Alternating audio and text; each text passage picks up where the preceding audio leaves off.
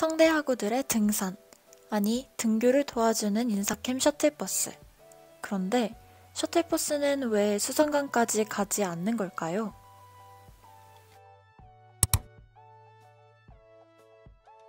(1996년) 제28대 총학생회는 학우들의 복지를 위해 해화역에서 종합강의동까지 인사캠 셔틀버스를 운행하겠다고 발표했어요.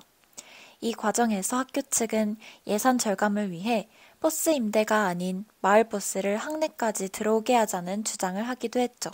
총학생회는 버스를 임대해서 그해 10월 14일부터 한 달간 셔틀버스를 시험 운행했는데요.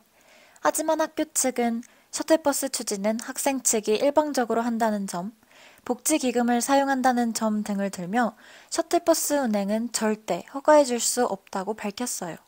학교 측이 반대하는 가운데 총학생회는 버스 운행을 강행했어요. 결국 시험 운행 첫날 학교 측이 버스가 교내로 들어오는 것을 막는 등 마찰이 일기도 했죠. 멈춰! 총학생회와 학교 측의 협의로 셔틀버스 운행은 학교가 직접 추진하기로 했고 여러 우여곡절 끝에 마침내 1997년 5월 7일 공식적으로 인사캠 셔틀버스 운행을 시작했어요. 그런데 공식 운행에 앞선 1997년 5월 5일 성대신문 여론면에는 하나의 글이 올라왔어요. 셔틀버스를 수성관까지 오게 해달라는 내용이었죠. 수성관 너무 멀다. 당시 셔틀버스는 해화역과 정문 앞을 거쳐 운동장 입구에 정거했어요. 수성관까지 가려는 학우들은 운동장 앞에서 버스를 내려 비틀진 경사길을 올라야 했죠. 그로부터 약 6년간 수성관까지 셔틀버스가 정차하도록 해달라는 학우들의 요구가 꾸준히 제기되자 제36대 인사캠 총학생회 해밀은 셔틀버스가 수성관을 경유하도록 하겠다고 공약을 내걸었어요. 하지만 이 공약은 셔틀버스 업체 측의 반대로 난항을 겪었는데요.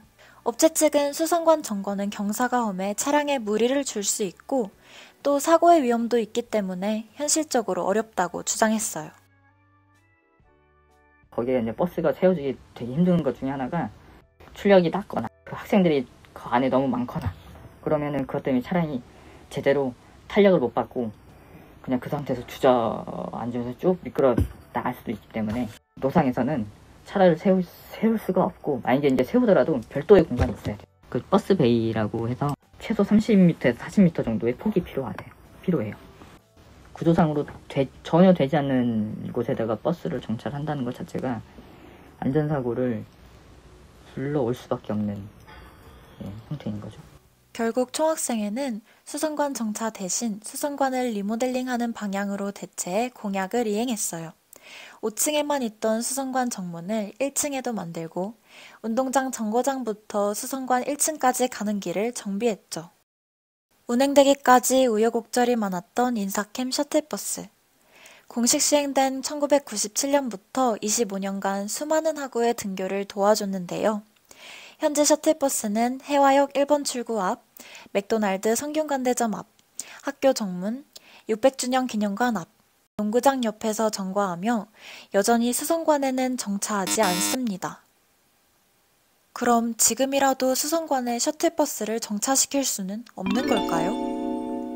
인사캠 관리팀 이승훈 계장은 성대신문과의 인터뷰에서 과거와 비교했을 때 도로 상황이나 여건 등이 변경되지 않았기 때문에 안전사고 발생 가능성이 여전히 존재하므로 수성관 경유나 정차는 어렵다고 밝혔어요. 수성관까지 걸어 올라가기 힘들다면 종로 02 마을버스를 타고 성대 후문역에서 내리는 것도 좋겠습니다.